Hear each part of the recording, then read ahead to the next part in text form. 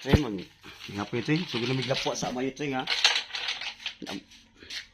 Amo kuha ni nilang EJ choy na. Kuha nila mo ni Langnil. Ni Iprok.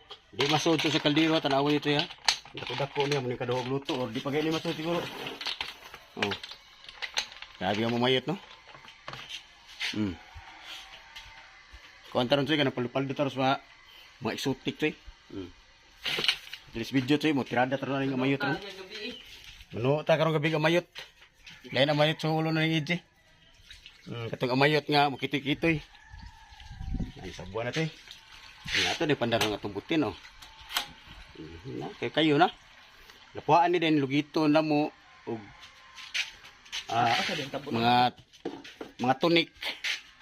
Tapos sa tuning kumutan siya og tawas para way danlog then adubuhot chap-chapon ikat na to kausa din ato ni adubuhon choy.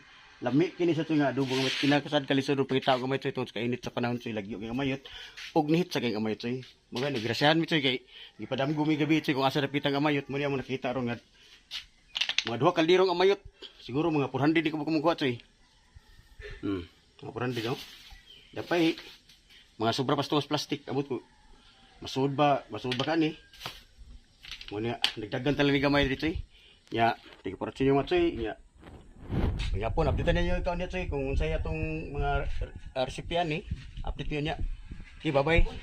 And like share lang ta sa atong mga video choy nya. Don't forget to subscribe sa atong YouTube channel, no? Ang tabo na mo eh.